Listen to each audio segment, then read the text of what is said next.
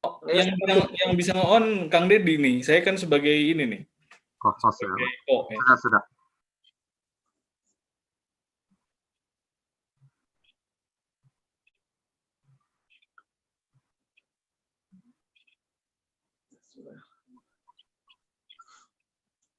Oke, bismillahirrahmanirrahim. Kita mulai, Ustaz. Ya, silakan, mangga. Bismillahirrahmanirrahim. Assalamualaikum warahmatullahi wabarakatuh. Waalaikumsalam warahmatullahi wabarakatuh. Alhamdulillahirabbil alamin. Wassalatu wassalamu ala asrofil anbiya'i wa mursalin. Sayyidina Muhammadin wa ala alihi wa sahbihi ajma'in. Innal hamdalillah nahmaduhu wa nasta'inuhu wa nastaghfiruhu. Wa na'udzu billahi min syururi anfusina wa min sayyiati a'malina. Wa yahdihillahu fala mudhillalah wa may yudhlilhu fala hadiyalah. Asyhadu an la ilaha illallah wa asyhadu anna Muhammadar Rasulullah. Allahumma shalli ala Muhammad wa ala ali Muhammad amma ba'd. Alhamdulillahirabbil alamin. Puji dan syukur kita hadirkan atas rahmat yang dari Allah, kita pada hari ini kembali ketemu dengan Ustadz Dr. Ahwan Pandani. Apa kabar Ustadz? Alhamdulillah baik Ustadz Deddy, sehat. Sehat Ustadz, insyaallah Ustadz. Insyaallah. Ya, alhamdulillah. Materi kita seperti biasa ya Ustadz. Kalau hari Rabu ini membahas fikih. Ya. Ini masih lanjutan yang sebelumnya kita bicara tentang sholat. Insya Allah malam ini kita akan membahas kembali tentang sholat berjamaah nih, maksudnya sholat berjamaah ya Ustadz ya. Berjamaah. Cara sholat jamaah yang benar. Nah mungkin rekan-rekan pasti nih udah mulai bertanya-tanya kira-kira apa ya yang sholat berjamaah yang benar bagaimana, mungkin juga sudah mulai mempersiapkan pertanyaan, ada beberapa hal-hal yang di lapangan atau ditemui mungkin karena memang ya banyak ya saja, banyak versi nih. Insya Allah memang silakan dipertanyakan jika ada pertanyaan-pertanyaan seputar sholat berjamaah ini. Insya Allah Ustadz Ahwan nanti akan menyampaikan materinya dan di akhir kita akan sama-sama melakukan sesi tanya jawab ya Ustadz. Mudah-mudahan Ustadz Dr. Ahwan akan menjawab semuanya ya, karena tadi awal kita udah bahas ya Ustadz, ada versi banyak ya Ustadz yang tetap yang tidak sholat yang salah. Mungkin agar bisa mensegerakan dan tidak perlu membuang waktu lagi, kepada Ustadz Ahwan kita persilakan. Tafadhol Ustadz. Baik, terima kasih. Assalamualaikum warahmatullahi wabarakatuh. Waalaikumsalam warahmatullahi. Alhamdulillah, wa syukurillah, la hawla wa la quwata illa billah, amma ba'd. Kepada yang kami hormati Bapak Ustadz Abdurrahman selaku host atau selaku penyelenggara kegiatan ini, kepada Ustadz Deddy selaku moderator yang setia selalu bertemu saya setiap Ahad, alhamdulillah bisa selalu berjumpa Ustadz Deddy. Juga pada Bapak Ibu para Neng dan para Akang selaku pendengar dan pemirsa yang saya menyesuaikan dengan logat Bandung ini. Hari ini kita akan melanjutkan bahasan fikih mengenai kitab sholat. Jadi sebenarnya kita masih masuk bab kedua, yaitu kitab sholat. Tapi karena bahasannya banyak, kita pecah-pecah. Jadi kemarin kaifiyat atau rukun, kemarin sunnah-sunnah yang dan membatalkan. Hari ini kita bahas mengenai sholat jamaah karena 2 minggu lalu banyak pertanyaan mengenai sholat jamaah. Ya. Makanya, dan memang ada bagian khusus dalam kitab ini membahas mengenai sholat berjamaah. Suara saya kedengaran ya Ustaz Deddy ya? Jelas ya? Alhamdulillah. Bagus Ustaz. Baik ya, alhamdulillah. Bismillahirrahmanirrahim. Saya akan bahas mulai dari bab pertama, faslun, pasal. Jadi dalam kitab-kitab klasik, pasti dimulai dengan faslun, pasal. Jadi pembaban dalam kitab dulu ada dibab-babkan, ada tambahan, catatan, ada note, ada berbagai macam kode-kode. Dan kode dalam bab adalah bab, itu sebagai pembahasan. Di sub-subnya dalamnya fasal atau pasal. Kita akan bicara subbab dalam sholat, yaitu pasal mengenai sholat jamaah. Dikatakan dalam at-tadhib, sholatul jamaah sunnatun mu'akadatun walal ma'mumi ayyan wiyal iktimam dunal imam. Katakan di sini bahwa sholat jamaah itu sunnah mu'akad, sunnah yang ditekankan. Memang hukum sholat jamaah ini ikhtilaf. Di dalam Kifatul Akhyar, salah satu penjelasan terhadap takrib, yang itu dari secara inti adalah substansi dari tadhib juga. Ada 3 pendapat mengenai sholat jamaah ini. Ada yang mengatakan dia sunnah mu'akadah, yang dianut juga dalam tadhib yang kita bahas. Dasarnya apa? Hadis riwayat Bukhari dan Muslim dari Abdullah bin Umar radhiyallahu anhuma, anna Rasulullah sallam qala salatul jamaah tafdulu atau afdalu min atau tafdulu salatul fardhi bi 27 darajah. Dikatakan bahwa salat jamaah itu lebih utama, lebih afdal, lebih fadilah dibandingkan salat sendiri 27 derajat. Ada yang mengatakan 25 derajat. Ada 2 versi ya dalam riwayat, ada 27, ada yang mengatakan 25 derajat. Ya saya kira itu istinya adalah untuk memberikan motivasi ya, bahwa 7 dan 5 itu sebenarnya tidak terlalu beda. Yang saya sebutkan 25 ini riwayat dari Abu Hurairah. Qala Rasulullah SAW, salatul rajuli fi jama'atin tudha'ifu ala salati atau tad'ufu ala salati fi baitihi wa suki khamsan wa 20 dhifan. Dikatakan di sini riwayat Abu Hurairah, salatnya seorang laki-laki secara berjamaah itu berlipat dari sholat di rumahnya atau di pasarnya 25 lipat. Ya ini memang satu motivasi. Nah ini melahirkan hukum sunnah mu'akkadah. Sunnah mu'akkadah itu apa? Sunnah yang sangat ditekankan sekali. Kenapa dianggap sunnah? Tafdul atau utama itu menunjukkan ada 2 pilihan. Pilihan A dan pilihan B. Pilihan B lebih baik.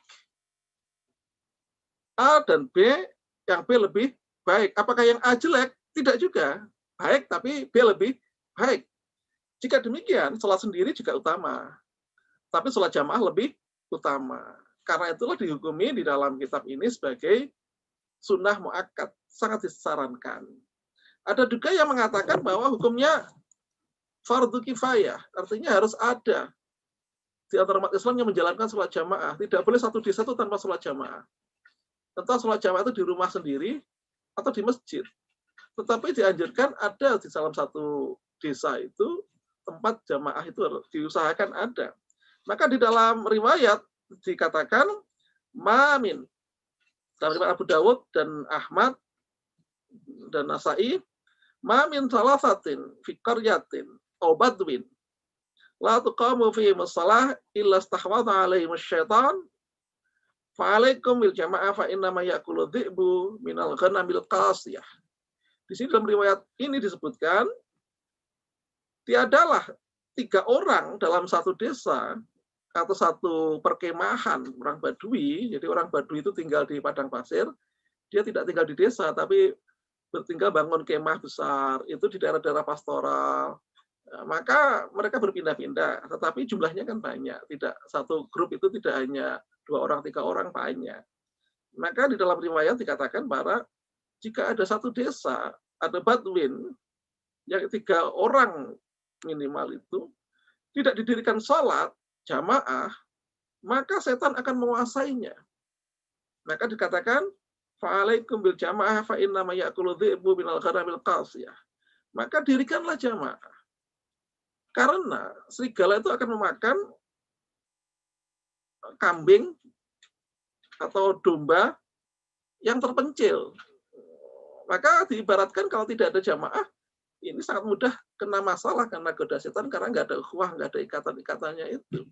Sehingga dulu kalau kita diceritakan waktu masih kecil, barangkali Bapak Ibu ada yang mendengarkan itu, bahwa sekarang ada dajjal yang tinggal di sebuah tempat diberi kerangkeng atau jeruji dari besi, dia mencoba keluar, setiap kali ada azan, maka dajjal itu pintunya kembali menutup lagi. Maka jerujinya ketika sudah azan selesai, dia coba buka lagi. Tapi begitu terdengar adzan tertutup lagi. Ini bahasa simbolik barangkali hanya untuk mengingatkan bahwa adzan di dalam jamaah ini membawa kepada suasana agama yang khas. Mengapa? Karena satu desa jika sering mendengarkan adzan di desanya itu, maka kemungkinan besar suasana hati masyarakatnya akan terpengaruh. Beda kalau di situ itu nggak ada suara sama sekali, juga akan terpengaruh juga. Nah, inilah makanya saran itu diberikan dalam agama. Nah, ada juga yang berpendapat bahwa sholat jamaah itu fardu ain. Dasarnya apa? Sabda Nabi yang beliau mengatakan, saya pernah sekali ingin, I wish bahasa Inggrisnya, saya ingin itu keinginan tapi tidak dilakukan, hanya sekedar satu ungkapan perasaan saja. Saya ingin memerintahkan sholat, maka didirikanlah sholat, maka saya perintahkan orang untuk bersama-sama sholat dengan orang banyak. Kemudian saya ingin sekali mengajak orang yang membawa seikat kayu kepada kaum yang tidak menyaksikan sholat, dan saya bakar rumah mereka itu. Nah, ini yang kemudian dipahami bahwa sholat jamaah itu fardu ain. Maka kalangannya agak keras itu namanya orang Hambali. Hambali itu keras dalam hal jamaah. Maka salah satu pendapat Imam Ahmad bin Hambal, orang yang tidak sholat jamaah itu dia dianggap kurang baik. Sehingga ada kasus-kasus di mana orang sholat jamaah itu dipaksa, itu karena dianggap itu sangat penting sekali fardu ain, kewajiban pemerintah Muslim untuk menegakkan itu. Nah, ini yang menjadi ikhtilaf. Tapi kalau saya kira pendapat di kitab ini lebih moderat dalam pengertian, ya itu kembali pada pilihan, karena hanya tafdulu, hanya satu yang lebih utama dari yang baik, yang lebih baik dari yang baik, artinya yang tidak jamaah pun juga baik, tapi kehilangan keutamaan, gitu saja kira-kira. Maka kemudian wa'alal makmum ayanwi al-i'timam dunal imam. Makmum itu disunahkan untuk berniat, tapi imamnya tidak. Jadi makmum itu disunahkan Nah, sebelum itu, jadi sholat jamaah itu sangat diutamakan, tapi ada satu tambahan keterangan. Ada udzur-udzur sholat jamaah. Ini sebelum kita masuk ke tadi, mulai ke bab mengenai teknik ya. Ada di dalam penjelasan fikih sunnah, saya agak gabungkan sedikit, karena memang penjelasan ini saya kira memberikan satu warna yang agak sedikit lebih kaya dalam melihat jamaah ini. Dikatakan bahwa diberikan rukhsah, keringanan untuk tertinggal dari jamaah ketika terjadi beberapa hal berikut. Satu, sangat dingin atau hujan. Maka ketika hujan, dari Ibnu Umar bahwa Nabi memerintahkan orang yang azan itu untuk sholat dalam kondisi hujan atau sangat dingin dalam perjalanan. Perintahnya apa? Nabi mengatakan kepada muadzin, "Shallu fi rihalikum fil lailatil baridah al-mutirah fis safar." Sholatlah di rumah kalian di malam yang sangat dingin dan hujan di dalam perjalanan. Maka ketika dingin hujan ini salah satu uzur orang tidak berjamaah. Yang kedua apa? Yang kedua ini juga panas yang sangat, ya kan? Sangat panas, sangat dingin, sangat angin ribut. Ini termasuk salah satu disyaratkan shollu fi rihalikum, sholat di rumah. Kemudian khudurut ta'am. Khudurut ta'am itu kalau ada makanan datang atau kita sedang makan.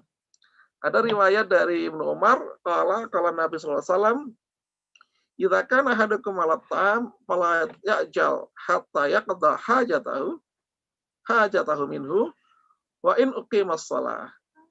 Rawahul Bukhari. Jadi dari riwayat Ibnu Umar yang menarik ini. Riwayatnya menarik.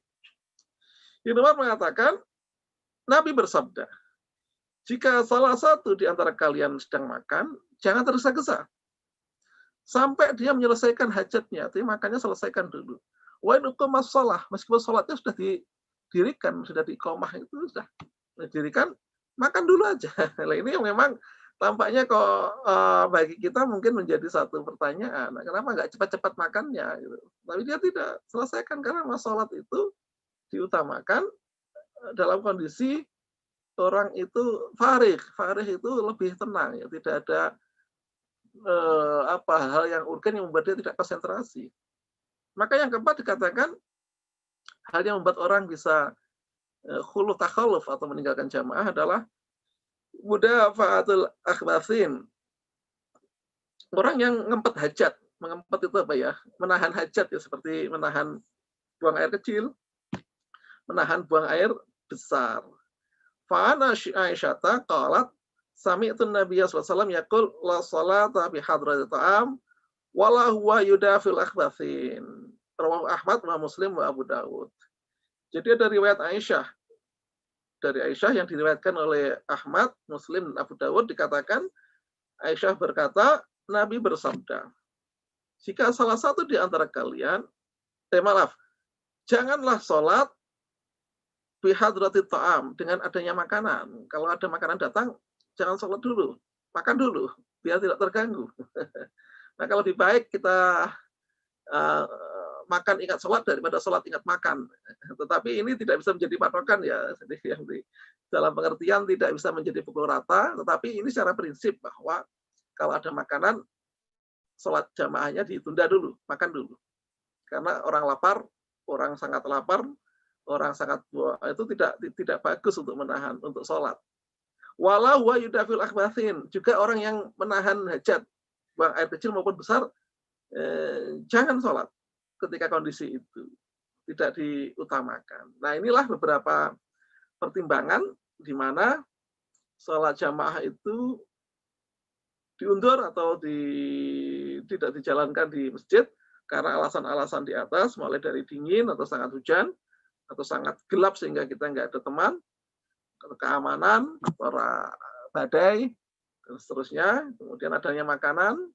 Yang ketiga menahan hajat atau sangat lapar sekali, ya jangan sholat dulu, kalau bisa selesaikan dulu makannya. Nah, walal makmum ayanwi i'timam dunal imam.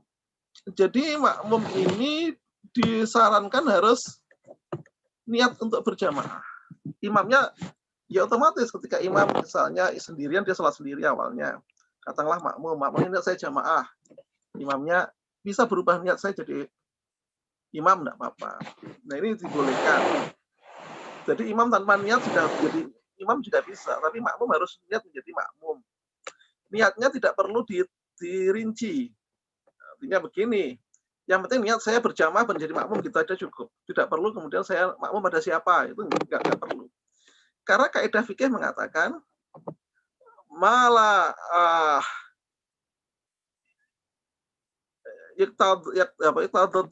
ta'yin idza ayanahu fa akhta'a adar. Jadi satu hal yang tidak dituntut dijelaskan detailnya, lalu kita sebutkan detailnya, dan ternyata salah, itu malah batal sholatnya. Tapi jika kita tidak didetailkan, ini malah benar. Misal saya beri contoh, Bapak Ibu sholat zuhur, fardu, jamaah, dan Allahu Akbar saya sholat gitu aja, berjamaah. Itu sah. Dalam hati atau diucapkan silakan, tapi dalam hati intinya karena waktu takbiratul ihram kan, niat itu yang penting itu. Makanya mengatakan saya niat sholat, asal itu sholat fardu, tanpa sebutkan sholat zuhur atau asar, itu sudah sah. Tapi jika ingin diperjelas detailnya, saya sholat zuhur harus pas. Sholat zuhur betulan. Jika Bapak Ibu salah berbicara, niatnya sholat zuhur lalu bilangnya sholat asar, maka sholatnya tidak sah. Sama dengan orang bermakmum. Saya jadi makmum aja sah. Tapi kalau saya bilang saya makmum pada Ustadz A, ternyata bukan Ustadz A, yang ada Ustadz B. Karena kita mungkin melihat tubuhnya sama, agak mirip, kita kira Ustadz A. Maka kita bilang saya niat makmum pada Ustadz A. Ternyata Ustadz B kemudian. Maka sholatnya tidak sah jamaahnya. Mengapa? Karena salah. Maka di dalam hal ini, seorang makmum harus meniatkan menjadi berjamaah, tetapi imamnya tidak diwajibkan harus sholat harus berniat untuk berjamaah. Ya, artinya apa? Memang ini lalu setelah itu baru nanti akan mengikuti seluruh hal yang dilakukan oleh imam, ya kan? Maka kalau imamnya rukuk, ikut rukuk. Imamnya sujud, ikut sujud. Jadi orang disuruh ikut apapun yang dilakukan oleh imamnya. Andai kan menemui imam sujud, ya fasjudu. Ya, ada riwayat dikatakan jika kalian datang sholat dalam kondisi imam sujud, maka ikutlah sujud. Wala ta'udduha syai'an, tapi tidak dihitung itu. Ya kan? Jika kalian menemui imam dalam kondisi sujud, maka ikutlah sujud. Wala ta'udduha syai'an, tapi jangan dihitung. Jadi orang jamaah itu paling bagus di bareng imam, tidak boleh mendahului. Karena mendahului bisa menyebabkan batalnya sholat. Misalnya, imamnya belum takbiratul ihram, kita takbiratul ihram duluan. Ini tidak sah jamaahnya.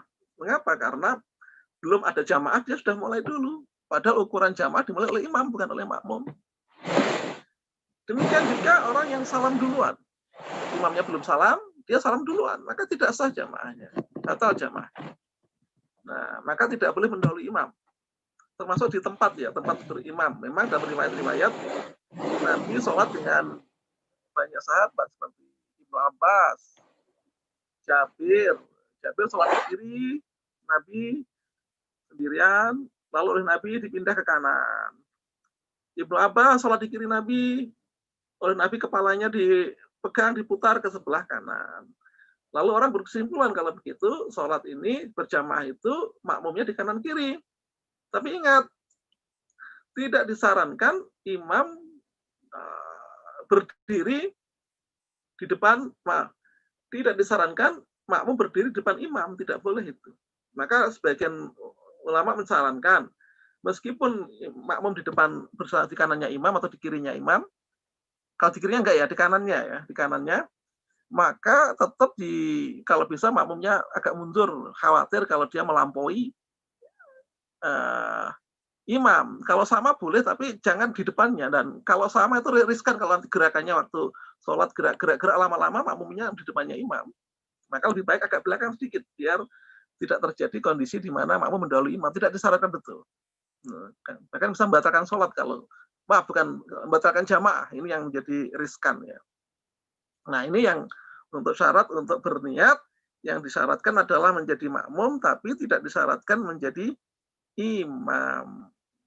Kemudian yang ketiga, wa yajuzu ayatamal hurru bil abdi wal balighu bil murahid.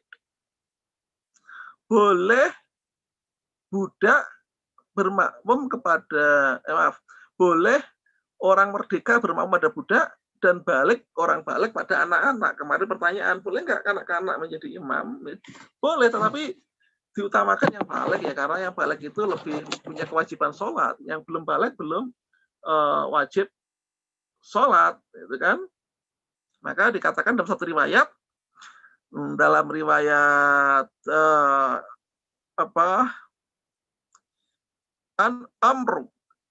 Amru ibn Salamah radhiyallahu anhu, kana ya qamahu wa ibnu sitti aw sab'i sinin. Amru bin Salamah, dia itu menjadi imam kaumnya, jamaahnya, saat usianya baru 6 atau 7 tahun. Loh, kok bisa anak 6 7 tahun kok menjadi imam? Ternyata terjadi pada zaman sahabat.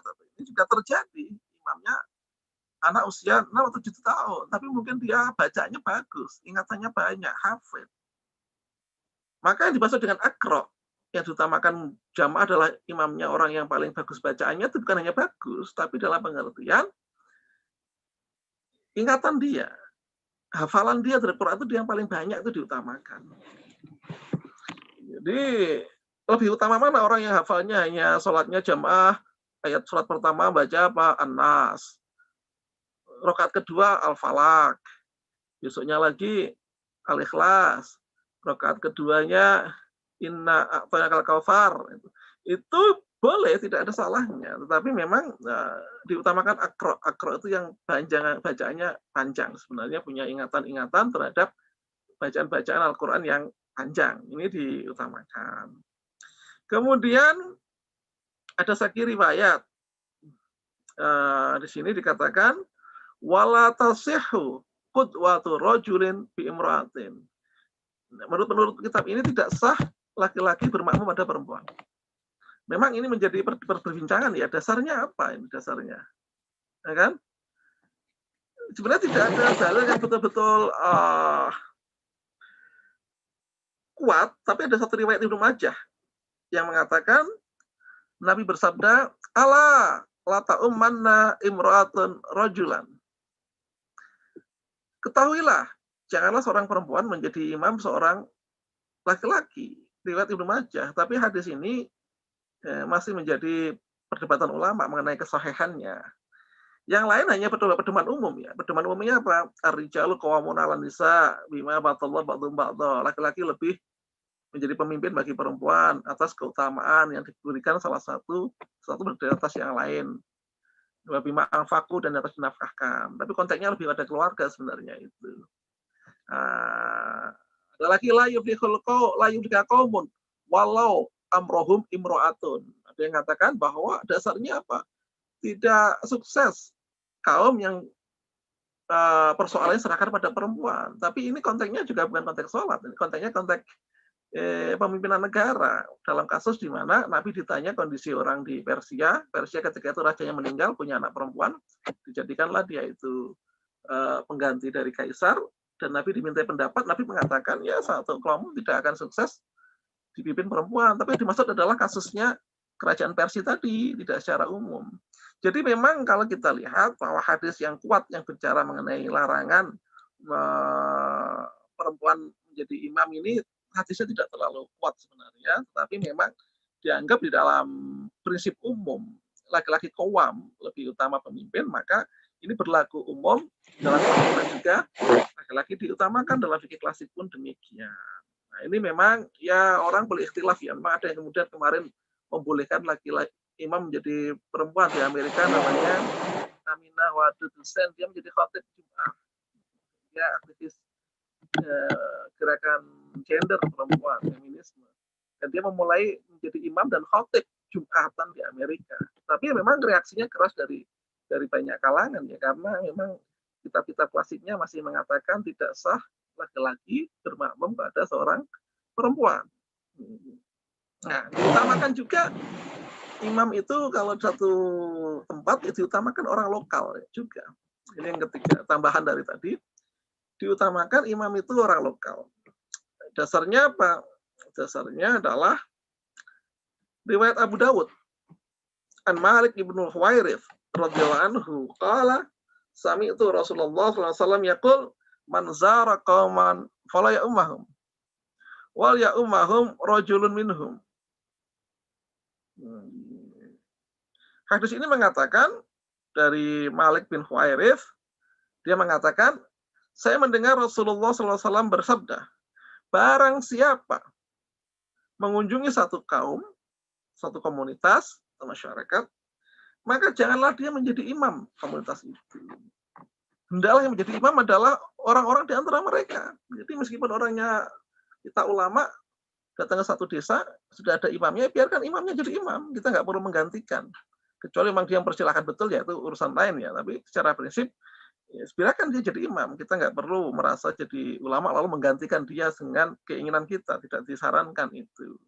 Tapi ini juga menjadi syarat menurut Mustafa bin Bulbagha bahwa hadis ini menunjukkan bahwa imam itu selalu laki-laki. Ya, karena imam kaum itu laki-laki. Nah, ini nanti perdebatannya panjang. Saya tidak ingin masuk dalam perdebatan mengenai gender. Tapi ya itu ya yang kita pakai, diutamakan. Imam ya imam adalah seorang laki-laki. Ya, suka atau tidak suka. Maka siapa yang sah menjadi imam? Ini saya bacakan dari tambahan fikih sunnah. Tasihu imamatu sabi al-mumayyiz wal a'ma wal qa'im bil qa'id wal qa'id bil qa'im wal muftarid bil mutanaffil wal mutanaffil bil muftarid wal mutawaddi bil mutayammim wal mutayammim bil mutawaddi wal musawil bil muqim wal muqim bil musafir wal mafdal bil fadil. Faqad shalla Umar Ibnu Salamah biqami walahu minal umri sita sinin wastakhlafa Rasulullah sallam Ibnu Ummi Maktum al-Madinah maratain yusalli bihim wa huwa a'ma. Nah, wa shalla Rasulullah sallam khalfa Abu Bakar fi maradihi alladhi mata fi qa'idan wa shalla fi baiti jalisan wa huwa marid wa shalla wara'ahu qaumun qiyaman fa syarim an ajlisu. Jadi dikatakan dalam fikih sunnah sah, boleh imamnya adalah anak kecil yang belum balik aja boleh. Yang penting mumayyiz, bisa membedakan baik dan buruk sekitar usia laki-laki, usia sebelum 15, usia 10 tahun. Kalau tadi melihat dari siapa? Malik bin Khuairis tadi, malah bahkan Umru bin Salamah dia bahkan 7-6 tahun menjadi imam. Dibolehkan, tapi memang lebih diutamakan yang balik sebenarnya, karena dia yang sudah punya tanggung jawab sholat. Ya. Dibolehkan juga kita bermakmum ada orang buta, boleh. Dibolehkan juga orang berdiri, makmumnya duduk. Atau orang duduk, makmumnya berdiri, boleh juga. Dalam kasus di mana Nabi sakit, dalam sholatnya duduk, dan para sahabat menjadi makmum dalam kondisi berdiri. Jadi Nabi pernah sholat ketika sakit, ini masih mengimami beliau di rumahnya, tapi beliau ini karena rumah dan masjidnya itu dekat, Nabi sholatnya duduk karena sakit, sahabat sholatnya berdiri, nah, kan, berdiri. Ini dibolehkan semuanya itu. Lalu dibolehkan juga orang yang sholat fardu menjadi imam orang yang sholat sunnah. Dibolehkan juga orang sholat sunnah menjadi imam bagi sholat fardu. Boleh juga orang yang wudhu dari rumah, meskipun nggak ada air, karena sedang kekeringan, tapi dia punya air di rumah, dia wudhu. Ketika ke masjid, imamnya hanya tayamum, karena di masjid nggak ada air, boleh juga. Jadi, boleh bolak-balik orang yang wudhu, boleh jadi imam bagi orang yang tayamum, dan yang tayamum boleh menjadi imam bagi orang yang wudhu, tidak masalah. Nah, orang musafir dengan orang mukim boleh. Kita bepergian, kita jadi imam orang lokal, musafir, ya tadi meskipun dianjurkan tetap imamnya adalah orang sekitar, tapi boleh juga orang musafir menjadi imam, atau sebaliknya di dalam hati ini. Nah, ini salah satu mantasih yang sah itu jadi imam. Ada yang tidak sah. Yang tidak sah siapa? Yang tidak sah itu orang yang ma'dzur li sahih. Wala ma'dzurun mutalib bi ghairi udhri. Jadi menurut jumhur ulama tidak sah kita menjadi makmum dari orang yang punya uzur. Misalnya dia punya penyakit beser itu pipis terus, tapi akhirnya pakai pampers itu ya, atau apa ya namanya, pampers besar gitu. Orang sakit pakai pampers besar, maka tidak sah dia jadi imam. Jadi makmum boleh, karena dia itu sholatnya sholat karena uzur, tidak dianjurkan. Ya kan? Maka kemudian tidak disarankan imam, tidak sah imam yang demikian. Ya boleh juga menurut Malikiyah, tapi tetap dikarohakan, makruh, tidak disukai. Nah, ini yang dibolehkan. Kemudian saya teruskan di dalam bahasan ini mengenai bab. Nah, walaqa'irin bi umin.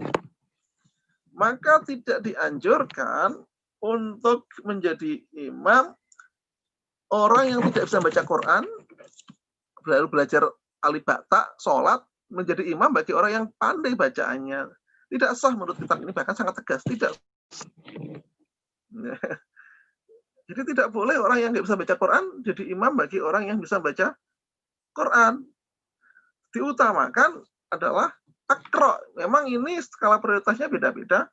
Tapi kitab Tadzhib ini maupun Kifayatul Akhyar mengutamakan imam paling utama adalah akro, yang bacanya bagus dan ingatannya banyak mengenai bacaan Al-Quran tersebut.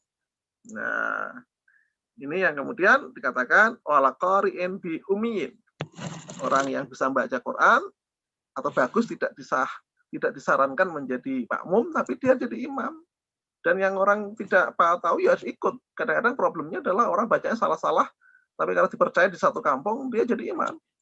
Padahal makmumnya pandai-pandai, bacanya bagus-bagus, tapi dia nggak mau ngalah, ini jadi persoalan. Jadi saya yang sejak dulu imam, ya, maka saya tetap jadi imam meskipun bacaan saya kurang bagus. Nah, ini problem yang terjadi di lapangan. Oke, saya teruskan. Wala wa ayu maudhiyan shalla fil masjid di salatil imam fihi wa alimun bi salati ajza'ahu malam yataqaddam alaih. Dikatakan di sini, di tempat manapun seorang makmum itu sholat di masjid, asal situ ada imam yang sholat berjamaah, dan makmum itu tahu imamnya, kondisi sholatnya, tahu gerakannya, maka itu sah. Yang pertanyaan kan, bagaimana jika sholat safnya jauh, berjauhan, ada orang baru datang, dia karena mengejar, lalu kemudian sholatnya di belakang sendiri, sah atau tidak? Di dalam kitab takrib sah. Jadi dimanapun makmum itu sholat di masjid itu, asal bisa melihat imamnya itu sah. Memang fikih begitu. Jangan bilang lebih baik, dia hanya bicara standar bahwa itu sah atau tidak sah. Tentu kalau lebih baik yang berdekatan, karena diutamakan saf itu rapat, lurus. Tapi kalau bicara sah, sah. Nah, inilah yang harus kita perhatikan agar kita tidak bingung apakah ini sah atau tidak sah, tetapi mungkin tidak disarankan karena memang ada tuntutan untuk sebaiknya safnya itu lurus, sehingga imam kalau sebelum jamaah disarankan mengatakan sawu sufufakum fa inna taswiyatas sufufi min tamamis shalah. Luruskan, rapatkan, luruskan safnya. Kalau lurusnya saf dan juga kerapatannya termasuk kesempurnaan sholat. Memang ini menyalahi sehingga tidak utama, tapi sah. Nah, inilah yang kita kalau bilang fikih menjadi persoalan ya. Kenapa hal demikian kalau dibahas ya? Kalau tidak dibahas orang tidak paham ya, tidak paham apa yang terjadi, sehingga tetap ada aturan untuk kemudian imam itu harus diikuti dan makmum tidak boleh mendahului imam. Ini yang harus dijadikan patokan. Karena apa tadi disarankan makmum melihat imam itu agar dia tahu gerakan imam, sehingga dia tidak terlalu cepat atau tiba-tiba sholat sendiri yang tidak sama dengan imamnya. Imamnya sudah sholat pindah ke rukuk, dia baru berdiri terus karena tidak melihat imamnya. Maka dikatakan bahwa di dalam hadis Abu Hurairah, innama ju'ilal imamu liyutamma bih fala takhtalifu alaih fa idza kabbara fakabbiru wa idza raka'a farka'u wa idza qala sami Allahu liman hamidah faqulu Allahumma rabbana lakal hamdu wa idza sajada fasjudu wa idza shalla qa'idan fasallu qu'udan ajma'un. Rawahul Syaikhani. Ini riwayat hadis riwayat Bukhari Muslim dari Abu Hurairah bahwa Rasulullah bersabda, imam itu dijadikan imam untuk diikuti. Maka jangan menyelisih imam. Jika imam takbir, takbirlah. Jika dia rukuk, rukuklah. Jika mengatakan sami Allahu liman hamidah, maka katakanlah Allahumma rabbana lakal hamdu. Hadis ini mengatakan seolah-olah bahwa makmum yang dalam salat jamaah tidak perlu mengatakan sami Allahu liman hamidah, tapi langsung menjawab dengan Allahumma rabbana lakal hamdu. Nah, di dalam kitab ini demikian dikatakan lakal hamdu. Ya kan? Jika imamnya sujud, sujudlah. Jika imamnya sholat duduk, maka sholatlah duduk semuanya. Ya, tadi meskipun dibolehkan ya, orang berdiri, berjamaah ada orang duduk, tapi disarankan tetap orang duduk, karena Nabi sendiri ketika ada sahabat Nabi duduk tadi itu, Nabi sholat duduk karena sakit, sahabat berdiri, ya Nabi sebenarnya tetap minta mereka duduk juga kalau bisa. Nah, inilah yang menjadi meskipun tanpa uzur tapi dibolehkan dalam kondisi di mana imam dan makmumnya berbeda, tapi diutamakan imam mengikuti makmum mengikuti imam, tidak boleh mendahului Karena apa? Ju'ilal imam li'tamam bi, imam itu dijadikan jadi imam untuk diikuti, bukan ikuti makmum, terbalik. Ya kan? Maka ada satu peringatan di sini dari Abu Hurairah, dia berkata, qala Rasulullah sallallahu alaihi wasallam, amma yakhsha ahadukum idza rafa'u qabla al-imam ayahulu lillahi ra'sa himar wa yakhulullahu surata himar. Jadi ada peringatan keras. Jadi takutlah salah satu kalian jika ngangkat kepalanya sebelum imam, jadi mendahului imam, imamnya baru rukuk, dia tiba-tiba sudah berdiri.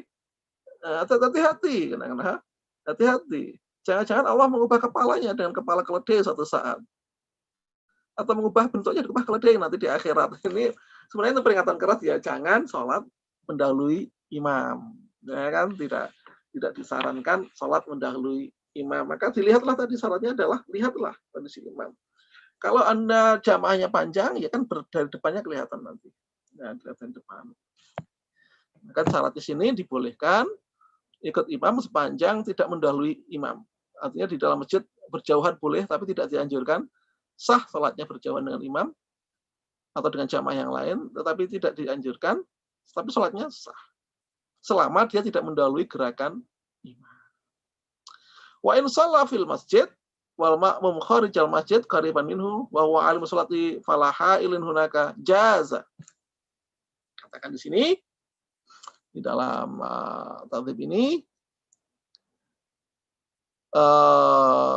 jika seorang imam sholat di masjid, makmum di luar masjid berdekatan dengan imam, dan makmum tadi tahu sholatnya imam tanpa ha'il atau tabir, maka boleh. Jadi imam di depan, di dalam, makmum di luar boleh. Tapi tidak bagus juga kalau imamnya satu, makmumnya baru dua, di tengah masjid tiba-tiba orang datang ikut jamaah tapi di luar sendirian. Nah, yang kan tidak menunjukkan jamaah yang kuat itu kan, yang ada orang makmum tiga, yang dua di dalam, yang satu di luar, atau dua di dalam, dua di luar, itu tidak menunjukkan jamaah yang kuat. Meskipun sah, tapi saya kira bukan hal yang baik untuk diikuti. Ya. Jangan. Kalau HL tadi dibolehkan. HL itu apa? HL itu satir atau semacam pembatas antara makmum dan imam itu dibolehkan untuk sah, ya, dianggap sah meskipun ada satir. Saya kira itu sebagai pengantar, dan memang ada banyak sih sebenarnya peraturan, ada saya beberapa bacakan mengenai beberapa hal yang terkait dengan sholat Jum'ah yang mungkin Bapak Ibu perlukan sambil menunggu masih banyak waktunya. Perempuan boleh sholat ke masjid dengan syaratnya ada dua kalau di Kifayatul Akhyar. Satu, tidak boleh menimbulkan syahwat, berhias berlebihan. Itu salah satunya, itu tidak boleh berhias berlebihan, dikhawatirkan menjadi fitnah. Maka dikatakan di sini sabda Ibnu Umar bahwa Nabi berkata, la tamna'un nisaa ayakhrujna ilal masajid wa buyunatuhna khairul lahunna. Maka selama tidak ada syahwat boleh. Nabi bersabda dari riwayat Ibnu Umar, jangan mencegah perempuan untuk sholat ke masjid. Tetapi rumah mereka lebih baik bagi mereka. Artinya ke masjid pun sebenarnya diutamakan perempuan itu sholatnya di rumahnya, tidak di masjidnya. Ya kan? Jadi jangan melarang perempuan sholat ke masjid. Tetapi tempat dia lebih baik di rumahnya. Ini kan bahasa diplomatis dalam agama ya. Dan ada hadis lain mengatakan, qad alimtu. Jadi percakapan seorang Ummu Humaid datang pada Nabi, dia berkata, ya Rasulullah, saya ingin sholat dengan engkau. Jadi perempuan sahabat dulu juga pengen sholat di belakang Nabi. Sampai ada yang datang pada Nabi, ya Rasulullah, saya ingin sholat bersama engkau. Nabi menjawab, qad alimtu, aku tahu. Wa sholatuka fi hajratika khairul laka min sholatika fi masjid qaumika. Wa sholatuka fi masjid qaumika khairul laka min sholatika fi masjidil jamaah. Saya tahu. Tapi sholatmu di kamarmu lebih baik daripada sholatmu di masjid kaum. Masjid kaum itu masjid terdekat.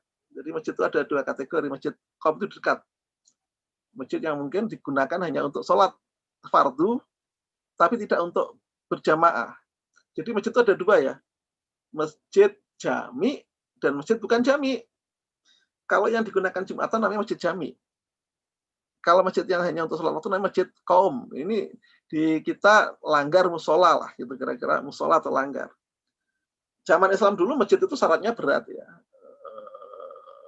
Masjid jami itu berat untuk jadi masjid jami. Sekarang lebih longgar karena kebutuhan kita ya di dalam terhadap. Maka Nabi juga mengatakan, sholatmu di masjid kaummu lebih baik daripada sholatmu di masjid jami. Karena apa? Istihbabus shalah fil masjid al-ab'ad wal katsirul jam. Karena disarankan kita ini jamaah di masjid yang lebih jauh. Nah, kok bisa ya? Ya, memang di dalam fikih dikatakan bahwa sabda Nabi, inna a'dhaman nasi fi sholati ajran ab'aduhum ilaiha mamshi.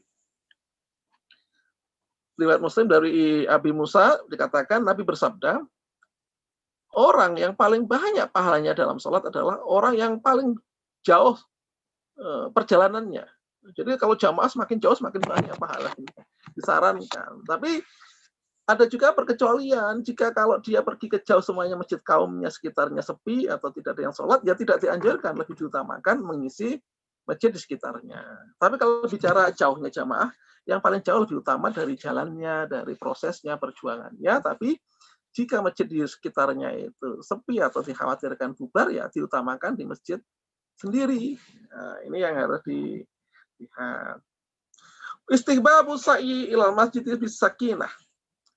Disarankan pula berangkat ke masjidnya itu dengan tenang, tidak tergesa-gesa.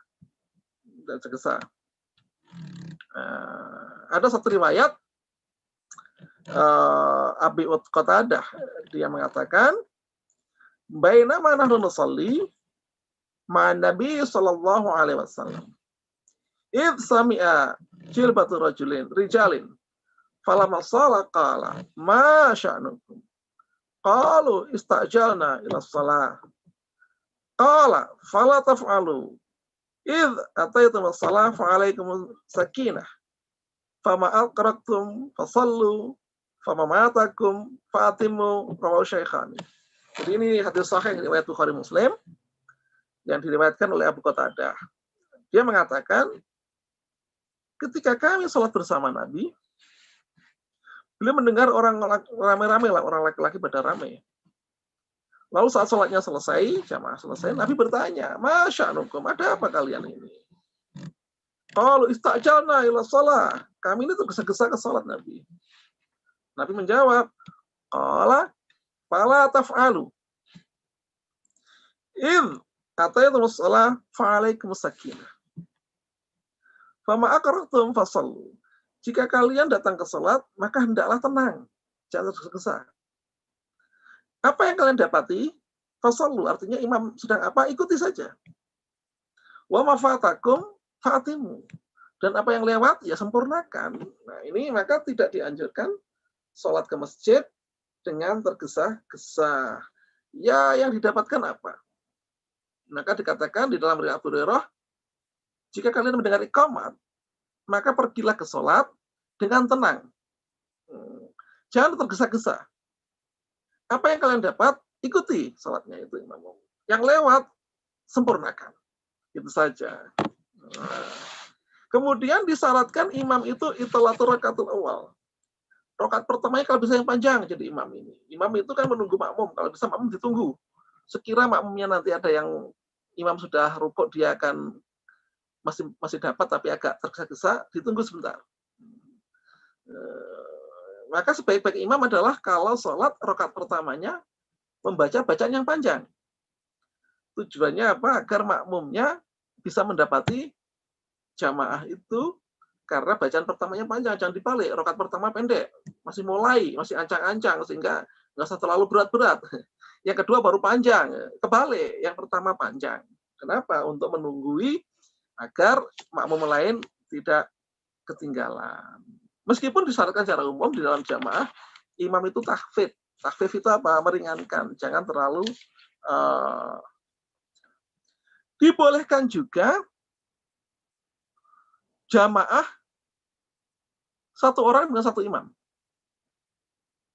Bahkan jika imamnya satu, makmumnya anak-anak, yang masih mumayyiz itu belum balik, sah juga jamaah, jangan khawatir. Jadi Bapak Ibu kalau sholat dengan putranya, meskipun putranya masih katakan masih belajar Fatihah, usia 7 tahun, 5 tahun, sah itu. Meskipun belum balik, sah.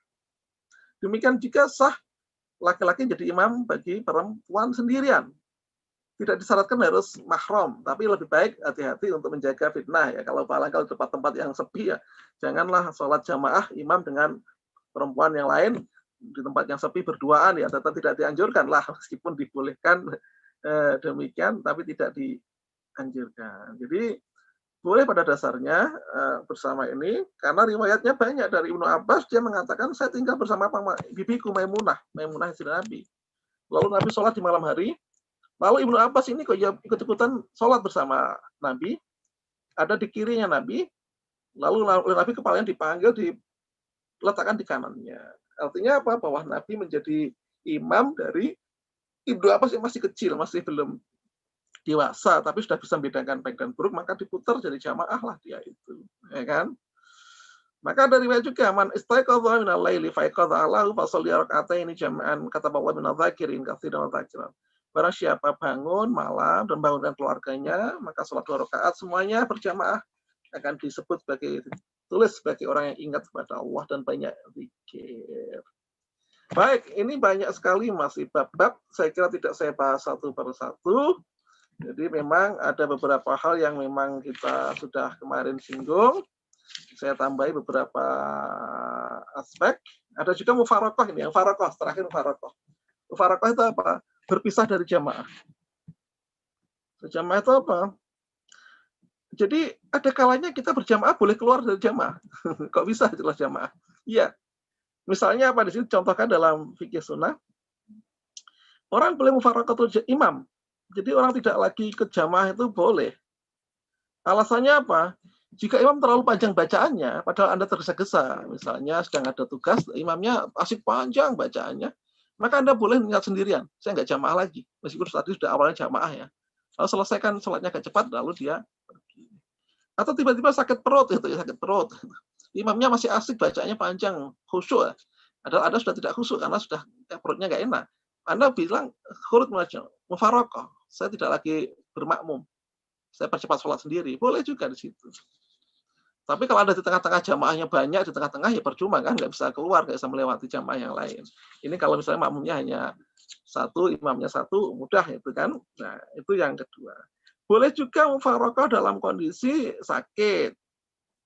Atau hartanya takut hilang. Misalnya tadi meletakkan sepeda di pinggir jalan besar, jamaah pikirnya baru ingat di sepedanya di sana, lalu imamnya bacanya panjang. Dia nggak khusyuk lagi, ya saya keluar aja, khawatir sepeda saya hilang, itu boleh ya. Meskipun tidak dianjurkan, kalau bisa ya sebelum sholat sepedanya disimpan yang baik, itu paling aman ya. Tapi boleh kalau hartanya takut khawatir. Atau takut ketinggalan rombongan. Ini jamaah umroh kadang-kadang mampir di Jeddah sholat. Begitu sholat, jamaahnya bergesa-gesa pergi ke base, ingin segera ke bandara. Ya Anda kalau nunggu jamaah, padahal baru dimulai Allahu Akbar, Anda kalau bilang Allahu Akbar, yang lainnya pada pergi sudah jamaah sendiri, ya Anda boleh mufaraqah. Saya keluar dari makmum, saya sholat cepat, saya ngikuti. Boleh juga di situ. Nah, ini namanya mufaraqah. Saya kira demikian Ustaz Dedi sebagai pengantar. Semoga ini bisa memberikan satu nuansa penambahan mengenai beberapa aspek dari jamaah ya. Saya kira yang mungkin bisa dilanjutkan dengan tanya jawab. Terima kasih, saya kembalikan pada Ustaz Dedi selaku moderator atau yang mengantar kita. Terima kasih, silakan.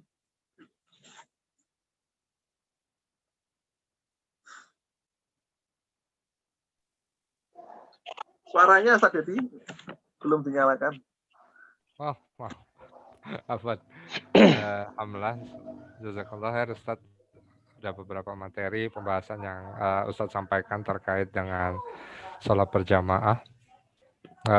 Mudah-mudahan ini bisa menjadi pencerahan buat rekan-rekan. Jika rekan-rekan ada yang bertanya dipersilahkan. Nah, ini ada Pak Samsul Arifin. Silakan Pak Samsul. Assalamualaikum Pak Teddy, Pak Ustadz. Waalaikumsalam Pak Samsul. Ya, terima kasih Pak. Saya sebelum banyak pertanyaan, tapi alhamdulillah tadi udah banyak terjawab sekali sama Pak Kiai tadi Pak. Silakan Pak, lanjut Pak. Ya, Pak, saya mau tanya, tapi nanti banyak nggak apa-apa, nanti kalau untuk mungkin ada pertanyaan dari teman-teman, monggo. Ya. Yang pertama Pak, tadi kalau untuk sholat jamaah kan afdolnya kan di masjid. Tapi kalau afdol mana Pak? Kita kan punya keluarga, saya punya keluarga 4. Kalau untuk wanita, afdol kan di rumah. Tapi kalau kembali lagi, kita afdolnya jamaah ke masjid. Gimana Pak? Kalau saya ngimami atau jadi imam di rumah, sedangkan keluarga saya yaitu tadi Pak, jadi keluarga saya semuanya cewek. Jadi kalau saya tinggal di rumah kan nggak ada yang jadi imam. Jadi saya jadi imam di rumah. Kalau menurut yang dijelaskan tadi, nanti saya minta penjelasan di situ Pak. Yang pertama Pak. Yang kedua, mengenai mungkin udah dijelaskan di yang sebelum-sebelumnya, tapi saya belum penjelasan mengenai wudhu Pak. Mungkin untuk kedepannya saya mohon bimbingan untuk wudhu itu dari awal sampai akhir. Masalah selama ini kan wudhu kan kuncinya dari kita ibadah. Kalau untuk wudhu dulu mana kita mendahulukan, misalnya ada adzan, antara wudhu sama kita menjawab adzan Pak, gitu Pak. Supaya kita ketinggalan jamaahnya Pak. Untuk sementara itu dulu Pak, 2 dulu, untuk berikutnya nanti bersambung Pak. Terima kasih Pak. Baik, terima kasih. Langsung Ustaz.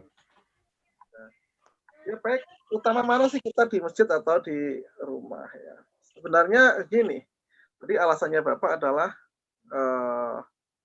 karena ada keluarga perempuan, tidak mungkin mereka ke masjid atau tidak sebaiknya ke masjid. Jadi ada 2 kemungkinan. Pertama, ini kita bicara pilihan ya, fikih aulawiyat atau prioritas ya. Prioritasnya apa? Pada dasarnya sholat jamaah utama di masjid, di rumah boleh. Nah, alasannya tinggal kuat mana. Jika anak-anak Bapak ini sudah dewasa, perempuan, maka sebenarnya perempuan bisa menjadi imam para perempuan. Maka ini di dalam riwayat dikatakan Aisyah itu menjadi imam bagi kaum perempuan dan beliau berada di tengah-tengahnya perempuan. Ummu Salamah juga melakukan demikian. Maka Nabi menjadikan bagi Ummu Warokoh itu muadzin, lalu kemudian memerintahkannya Ummu Salamah untuk menjadi imam bagi keluarganya dalam sholat fardu. Jadi Nabi menjadikan Ummu Salamah ini imam dalam sholat fardu. Saya nggak tahu apa alasan Ummu Salamah jadi imam ya. Kalau Siti Aisyah kan jadi imam juga, tapi dia kan usianya paling muda. Nah, Ummu Warokoh jadi muadzin. Jadi muadzin perempuan juga boleh ternyata di rumah. Artinya kalau demikian, bisa juga sebenarnya bapaknya ke masjid, anak perempuannya sholat berjamaah di sini. Atau kecuali anaknya sekalian diajak ke masjid yang laki-laki, yang perempuan di rumah. Ya, itu diutamakan. Tapi kalau ada pendidikan karena alasan-alasan yang lain, ya misalnya saya pengen pendidikan dan mau ke masjid ada halangan, ya ke rumah. Karena Nabi sendiri namanya jamaah selalu ke masjid ya. Jamaah selalu ke masjid, tapi istri-istrinya tadi suruh jadi imamnya adalah Ummu Salamah di sana. Ya, saya kira itu. Yang kedua mengenai dulu mana menjawab azan dengan wudhu. Berwudhu. Jadi sebenarnya itu perbuatan yang waktunya longgar ya. Jadi ada perbuatan dalam sunnah maupun fardu itu ada namanya tidak terikat waktu. Apa ya? Wasa dan mundoyak. Wasa mundoyak itu apa? Ada perbuatan ibadah itu wasa dan mundoyak. Waktunya longgar atau waktunya sempit. Misalnya tadi, utama mana makan atau sholat? Jelas hadis mengatakan diutamakan makan dulu sebelum sholat. kan? Tentu dalam kondisi sholatnya waktunya panjang. Tapi begitu sholatnya sudah tinggal, misalnya asar baru pulang, sudah tinggal 5 menit menjelang zuhur pulang, 5 menit menjelang asar, tiba-tiba lapar ada makanan. Kalau melihat hadis tadi kan diutamakan untuk takhalluf ya. Kalau orang lapar ya jangan sholat dulu, makan dulu. Tapi kalau makan waktunya habis, lah ini menjadi mundoyak. Mundoyak itu apa? Tetap diutamakan sholat. Makannya meskipun ada hadis diutamakan makan, kalah. Kenapa? Karena orang kalau tidak sholat waktunya hilang. Tapi kalau di depan-depan atau di tengah waktu masih panjang, ya makanya selesaikan dulu. Sama dengan bacaan azan dan wudhu. Ya, kalau azannya panjang, jedanya dengan sholat, orang masih bisa jawab, masih bisa wudhu. Ya, cari yang tidak bertentangan, jawab dulu azan baru wudhu, gitu kan. Tapi kalau ini tadi pertanyaan seperti kemarin kasus di kantor kilat gitu ya, begitu setelah adzan langsung iqomah gitu ya. Padahal Anda harus wudhunya ngantri gitu kan. Kan selama wudhu bisa juga menjawab dalam hati. Tapi kalau tidak bisa ya wudhu diutamakan karena wudhu syarat sah sholat. Menjawab adzan itu iya, tapi tanpa dijawab pun adzan tetap berjalan sebagai satu kefarduan. Satu sebagai satu syarat bagi sholat. Nah inilah yang saya lihat sebagai namanya puasa atau mundoyak. Waktu pengaturan waktu wilayah dalam syariat di mana itu kelonggaran orang untuk melihat mana yang lebih didahulukan dari yang lebih dahulu. Jadi jangan khawatir, maka didahulukan yang paling urgen. Nah, ketika hadisnya sendiri tidak memastikan atau fikih tidak memastikan mana yang lebih utama. Dan dalam kondisi seperti ini pasti ulama beda pendapat, pasti.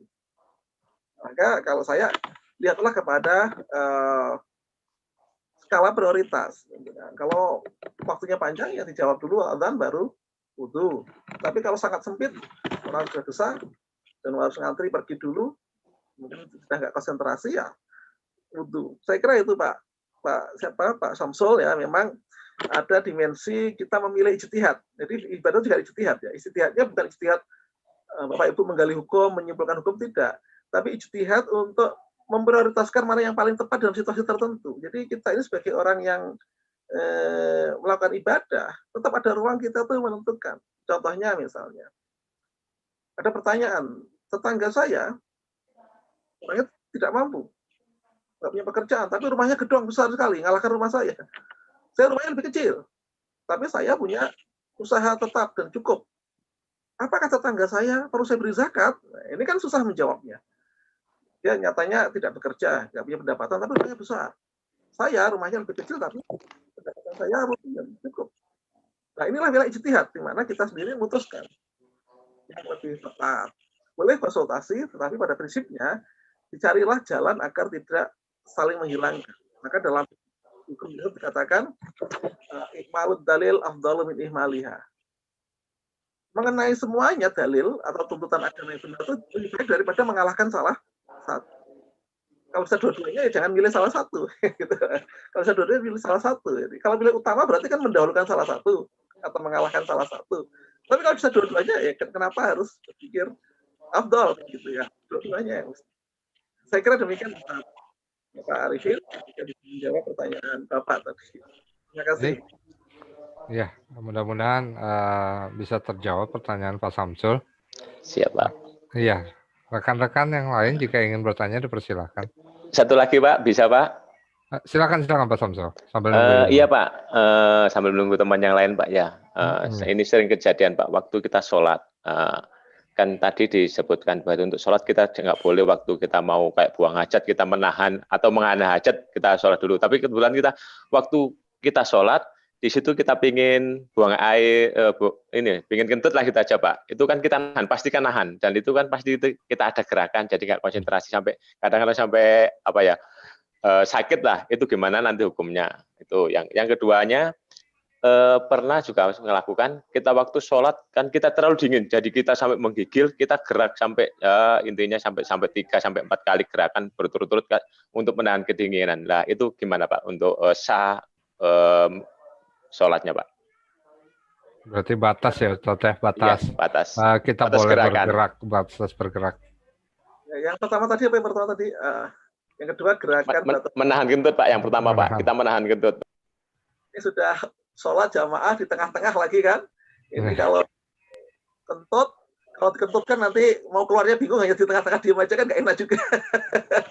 Intinya baru mulai jamaah lagi ditahan lah itu, atau tinggal sedikit lagi selesai. Kenapa? Nah, boleh nggak menahan kentut? Ini kan kasus-kasus yang umum terjadi ya. Terjadi. Ya. Mau salam aja kok mau kentut itu gimana ya, tahan. Atau darokat akhir. Gitu. Atau jangan-jangan baru mulai jamaah Allah Akbar, dia di tengah-tengah ya, yang lain di belakang. Mau kentut, kalau kentut kita hanya diam duduk kan nggak enak juga. Kita tahan aja lah. Boleh nggak seperti itu? Ini hukumnya makruh. Makruh itu tidak disukai. Tidak sukai makruh. Karena kita menahan dari hal yang membatalkan sholat. Sholat. Persoalannya adalah sah atau tidak sholatnya. Selama belum kentut ya sah. Karena belum ada hudurul hadas. Belum terjadi hadas. Maka sholatnya masih belum batal. Kalau jawaban fikihnya begitu Pak. Terlepas dari ya konsentrasi atau tidak. Ya kan? Saya khusyuk atau tidak. Tapi sebelum kentut itu atau keluar sebelum hadas, ya tetap sah sholatnya. Tapi makruh tidak dianjurkan. Kenapa? Karena kita menahan. Nah, menahan. Nah, akhirnya biasanya dampaknya kan hati kita juga ragu-ragu sebenarnya kan. Kalau nahan gitu jadi nggak enak sendiri sebenarnya. Kurang nyaman sebenarnya. Maka ada pilihan kedua. Pilihan keduanya ya iadah. Kalau mau iadah itu apa? Setelah sholat jamaah di tengah-tengah, nah, kita wudhu lagi. Kalau kurang nyaman, ada jamaah lagi, ikut lagi. Itu namanya iadah, mengulang sholat dibolehkan. Iadah itu ketika kita sholat sendiri, selesai, tiba-tiba ada orang datang, jamaah, kita ikut lagi sholat berjamaah, itu boleh namanya mengulang sholat. Mencari afdal dari yang afdal. Dari banyak kasus di dalam sholat ada iadah, mengulang sholat. Karena alasan tertentu. Maka itu tidak dibolehkan. Kalau saya awalnya sholat jamaah tadi, menahan kentut, tapi merasa tidak nyaman dengan itu, tapi ya sah, tapi hatinya tidak nyaman, ya wudhu lagi, sholat lagi, baik sendiri maupun jamaah. Untuk iadah mengulang ya, mengulang sholat itu mencari keutamaannya boleh, dibolehkan. Tidak harus tapi dibolehkan. Itu saya kira demikian Pak siapa? Pak Sam. Yang kedua tadi mengenai apa tadi? Gerakan banyaknya gerakan batasan boleh banyak bergerak Ustaz. Bisa kita bahas bahwa yang membatalkan sholat adalah bergerak-gerak ya.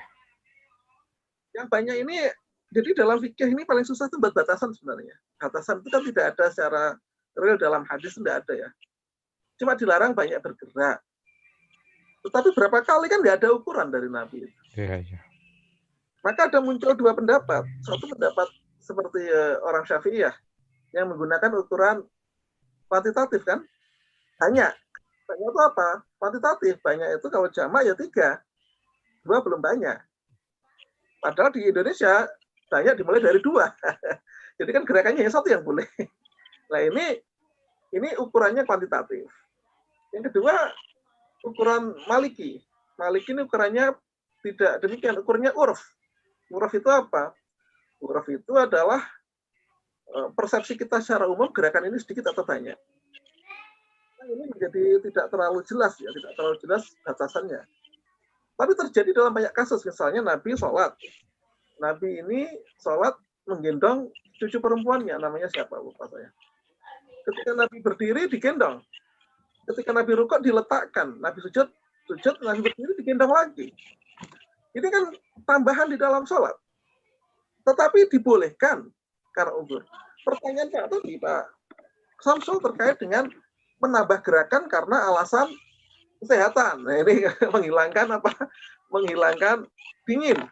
Jadi sambil sholat tangannya gerak-gerak, berkeringat, kiri gerak-gerak biar keringat. Sebenarnya menambah gerakan dalam sholat atau ucapan itu bisa membatalkan sholat. Perbuatan atau ucapan, apalagi ucapan ya di luar sholat itu membatalkan sholat. Tetapi ukurannya beda-beda tadi. Banyak atau sedikit gerakan itu ukurannya beda-beda. Tapi kalau sengaja tambah gerakan itu bisa membatalkan sholat. Maka sebaiknya untuk kondisi dingin tadi tidak dianjurkan tetap menambah gerakan di luar sholat. Karena kalau itu disengaja sebagai satu kebiasaan dan menjadi satu praktek, itu kan berarti menambah syariat. Tidak boleh juga. Atau menambah dari perbuatan sholat yang bukan pada bagiannya. Maka saya lebih menyarankan jangan melakukan tindakan-tindakan yang alasannya kesehatan di dalam sholat. Meskipun dalam sholat gerakan-gerakan dibolehkan berpindah, misalnya kita sholat, di depan kita ada sajadah, lalu kedatangan tokek dari atas buang air besar mengenai sajadah kita, maka kita boleh aja pindah ke kanan kita. Kalau kita sholat sendiri, atau agak ke belakang sedikit, ya kita jamaah. Boleh pindah ke kanan dari kondisi yang bisa mengganggu sholat. Tapi kalau hanya untuk biar hangat itu ya, ya janganlah ya. Jangan dilakukan demikian, karena itu sudah melakukan gerakan di luar konteks. Karena kita menyebutkan tertentu untuk menambahkan sesuatu di luar. Jadi demikian Samsul, ya semoga bisa menjawab yang menjadi pertanyaan tadi. Maka meskipun batasan sholat tadi menggunakan uruf atau ukuran-ukuran ya kebiasaan yang lebih longgar, tapi pada prinsipnya tidak boleh melampaui hal yang wajar ya, wajar. Di Mekah kalau kita lihat orang sholat, kadang-kadang ada yang bawa Quran di kantong nanti begitu. Allah Akbar baca itu boleh saja karena dia beranggapan itu bukan gerakan banyak, saya mengambil dan buka aja, sudah selesai. Nah, atau yang memperbaiki apa, lidah, hal-hal gitu dibolehkan. Tapi kalau gerakannya banyak untuk kesehatan itu menjadi persoalan ya dalam hal. Saya kira demikian, Ustaz Devi. Ya, alhamdulillah. Saya masih menunggu pertanyaan rekan-rekan yang lain. Dari saya, Ustadz, ada pertanyaan ini seputar, tapi ini belum kita bahas, Ustadz. Apa masalah masbuk, Ustadz? Ya silakan. Apakah Rasulullah pernah masbuk, Ustadz? Dan bagaimana tata cara terkait dengan masbuk? Karena yang pernah dialami dan menjadi benar-benar jadi pertanyaan saya terkait dengan masbuk, di mana kok ada imam baru itu, Ustadz? Ada imam baru di masbuk itu, Ustadz? Ya. Nah, jadi kan ada kumpulan teman-teman yang masbuk, rekan jemaah yang masbuk, itu membuat menunjuk, mendorong salah satu untuk menjadi imam. Yang kayak gitu tuh sebenarnya masih saya sempat menjadi pertanyaan kenapa? Karena untuk kondisi tertentu kalau masbuknya banyak, itu bagaimana mengkoordinasikan siapa yang jadi imam itu makanya kadang nggak pernah masuk, Ustadz. Ya, pertanyaan yang bagus ya. Masbuk itu ukurannya adalah imam makmum yang tertinggal ya. Tertinggal ukurannya apa tertinggal ini? Sebenarnya ukurannya tertinggal 1 rakaat. Itu masbuk ya. Iya. Ukurannya tertinggal 1 rakaat itu apa? Dalam ayat dikatakan begini. Jika seorang makmum datang, imamnya sudah takbiratul Allahu Akbar, rukuk, dia kemudian mengikuti Allahu Akbar dan rukuk. Itu dianggap masih belum masbuk. Karena mendapatkan 1 rakaat. Masih kena. Tapi kalau dia begitu rukuk, imamnya sudah berdiri, maka dia masbuk. Maka kehilangan 1 rakaat. Maka harus menyempurnakan sholat. Ada masbuk yang tadi kita contohkan parah kan. Tadi yang parah itu adalah jika kalian mendapati saya sujud, maka sujudlah. Wala ta'udhu syai'an. Nanti kalau masbuknya parah ini kan. Jadi datang, imamnya sudah sujud. Akhir. Sujud akhir. Menjelang tahiyat akhir. Itu kan dia baru datang. Ya, dia bilang ya ikutilah imam itu sujud. Ya, tapi jangan dihitung. Artinya kalau demikian, ini filosofi ini dipakai di banyak tempat di Indonesia ya. Di beberapa masjid itu jamaah itu bisa panjang sekali. Misalnya jamaah awal 3 shaf.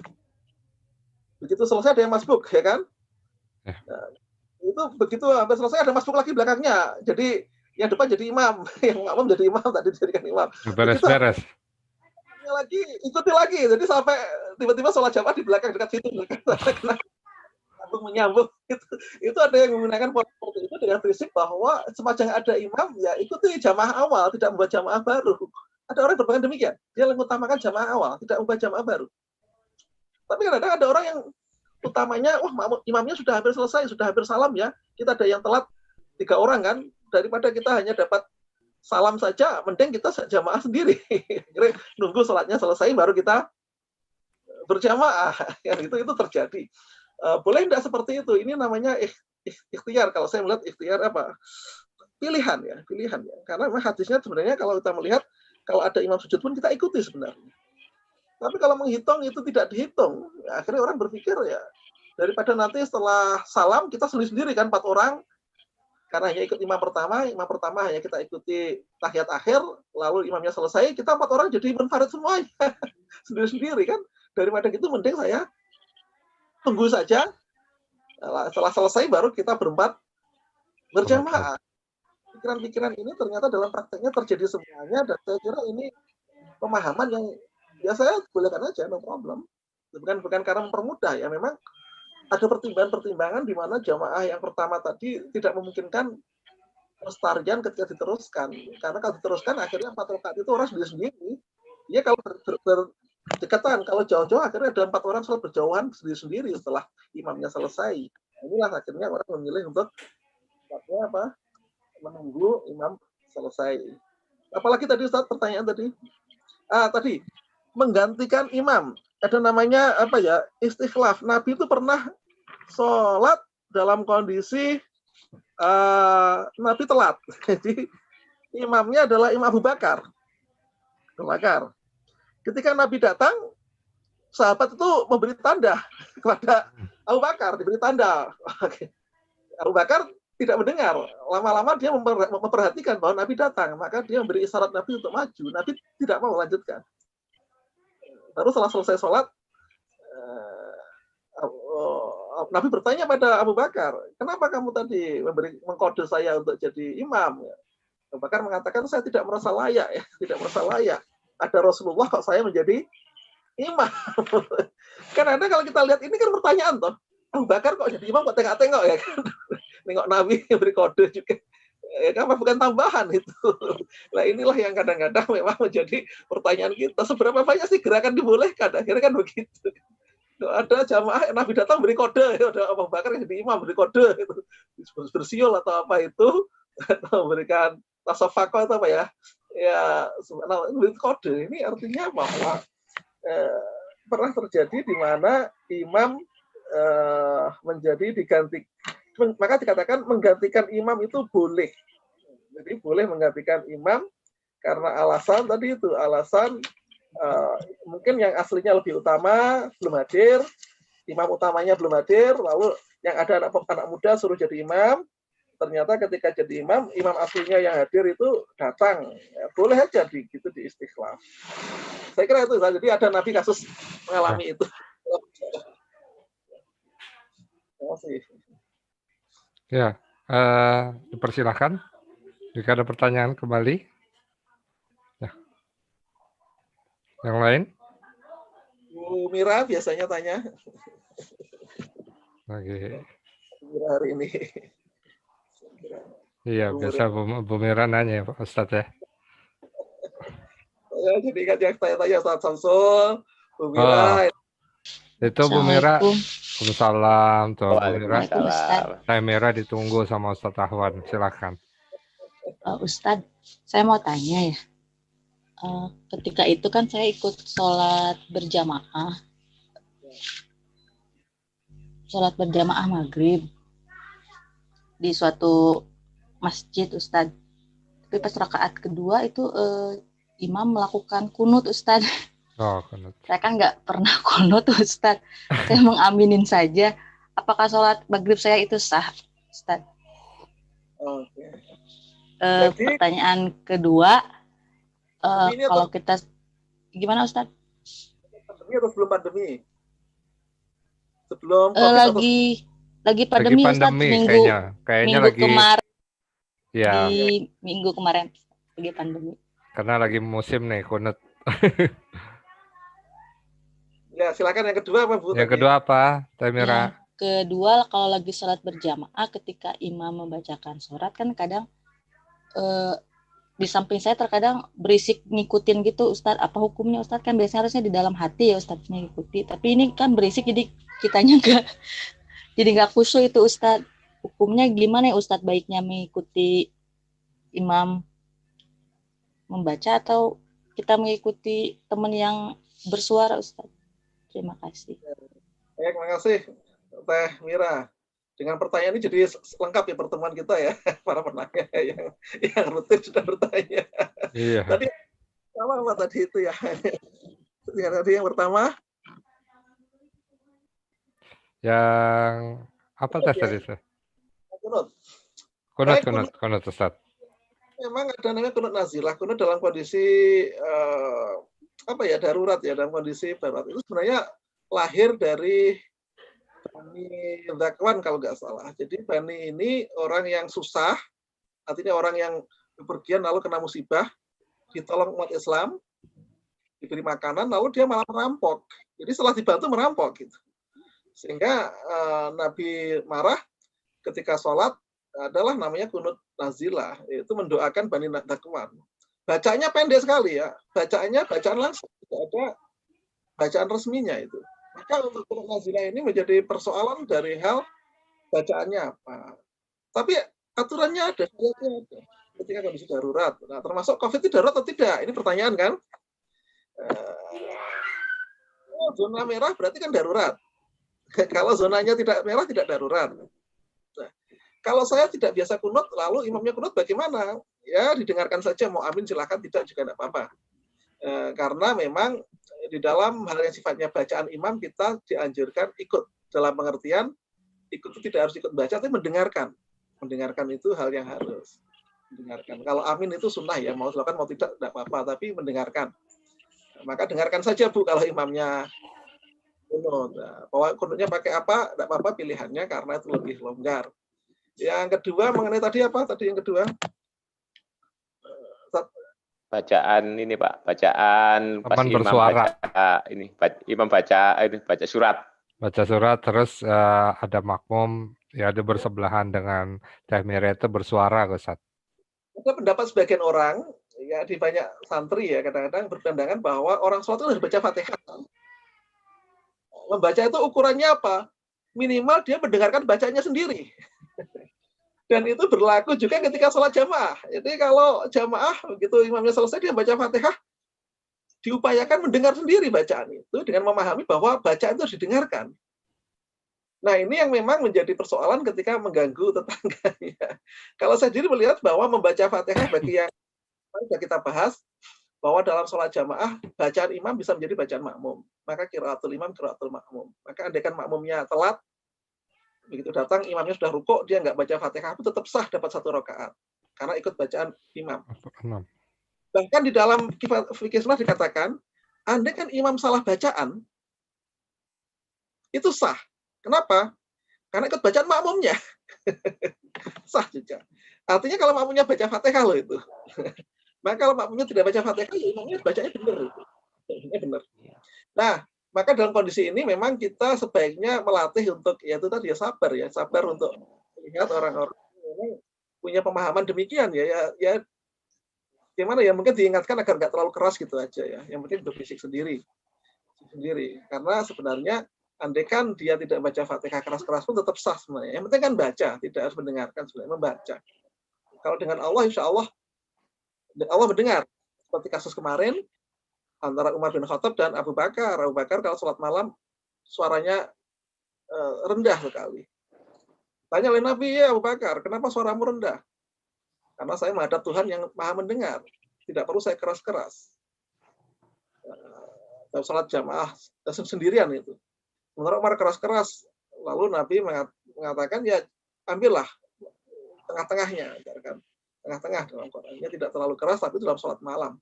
Maka saya kira untuk orang yang berkeyakinan bahwa atau berpandangan bahwa bacaan Fatihah harus dia dengar sendiri ya, diingatkan saja agar jangan terlalu keras-keras. Itu saja sih. Ya. Kita khusyuk, latihan khusyuk ya, berlatih khusyuk agar tidak mudah terganggu oleh hal-hal di sekitar. Karena pas sholat itu semedinya orang Islam itu semedi itu apa ya? Yoganya orang Islam ya. Semedi itu kan menutup indera sebenarnya, melatih menutup indera kita agar hati dan pikiran kita lebih fokus. Maka memang kalau ada godaan gitu ya dilatih saja untuk menutup indera sehingga lebih fokus dalam pikiran. Nah, saya kira gitu. Teh Mira ya jangan kaget juga memang ada pandangan demikian dalam persoalan bacaan Fatihah. Nah, terima kasih kepada seluruh para pemirsa, Ustaz Abdurrahman, Ustaz Devi yang sudah menemani di malam ini. Semoga bisa bermanfaat apa yang sedikit kita sampaikan tadi. Jika ada yang kurang jelas bisa nanti tanya lagi atau bisa kita lanjutkan minggu depan Pak Insya Allah atau Insya dicari Allah. nanti lain jika ada yang kurang saya mohon maaf. Terima kasih. Saya kembali. Request, Pak. Ah, Mana, Ustaz? mau request? Request, Pak. Request, Pak. Mohon untuk minggu depan bisa, Pak, kita dikasih materi mengenai tata cara wudhu yang baik dan benar sesuai dengan fikih. Sudah pernah, Sama. Mas. Sudah Udah. pernah, Mas. Waduh, saya yang ketinggalan ini, Pak. Mungkin nanti kita lihat YouTube kalau gitu, Pak. Nanti ada di YouTube, Mas Samsul. Siap kalau gitu, Pak. Ustadz Ahwan ini sudah mulai dari bersih ya kita, Ustadz. Dari bersih-bersih, udah sampai ke wudu. Alhamdulillah sekarang udah sampai ke sholat. Alhamdulillah. Baik, Pak. Silakan Mas Samsul, nanti di YouTube Madrasah Ukhuwah bisa dicek aja. Siap, Pak. Siap, Pak. Terima kasih, Pak. Alhamdulillah, tapi nggak apa-apa Pak Ustadz ya. Jadi artinya memang ini bentuk kepedulian, keinginan tahuan rekan-rekan ya Ustadz akan fikih. Jadi memang dari awal saya juga sangat tertarik sekali dengan fikih karena ingin melihat apa yang kita praktekkan apakah sudah betul gitu Ustadz ya. Jadi yang memang materi yang disampaikan oleh Ustadz Ahwan ini mengulas semuanya, mengulas apa tentang fikih bentuk-bentuk ibadah kita dari bukan dari bersuci aja, dari awal ya Ustaz, dari semuanya sampai dengan sekarang udah masuk ke bab sholat. Alhamdulillah waktu kita tidak bisa melanjutkan lagi karena waktunya sudah cukup. Insya Allah mudah-mudahan Ustadz Ahwan diberi kesehatan dan kita semua. Amin. Jadi insya Allah tiap minggu kita bisa mendengar kembali kajian Ustadz Ahwan terkait dengan fikih. Ya, mudah-mudahan juga kita semua diberi kesehatan, usia yang panjang, agar kita diberi kesempatan juga untuk terus belajar dalam hal menggali ilmu dari Ustadz Ahwan, di mana beliau akan menyampaikan berbagi ilmunya kepada kita terkait dengan ilmu fikih. Mungkin itu kita akan tutup Ustadz dengan doa kafaratul majelis. Subhanakallahumma wa bihamdika asyhadu alla ilaha illa anta astaghfiruka wa atubu ilaih. Kita akhiri Ustadz. Wabillahi taufiq wa hidayah. Wassalamualaikum warahmatullahi wabarakatuh. Waalaikumsalam warahmatullahi wabarakatuh. Ya, untuk Ustaz Samsul nanti bila besok memang ada ditanyakan bab toharoh, tidak apa-apa ditanyakan saja mengenai wudhu, mana yang kira-kira perlu masih menjadi keraguan, tidak apa di kelas. Iya. Siap, Pak. Baik, Pak. Iya. Mari Ustaz. Jazakallah Ustaz. Sehat selalu Ustaz. Atas perhatiannya, saya langsung pamit. Assalamualaikum. Waalaikumsalam warahmatullahi wabarakatuh. Terima kasih Pak Dedi. Terima kasih Pak Dedi. Terima kasih semuanya.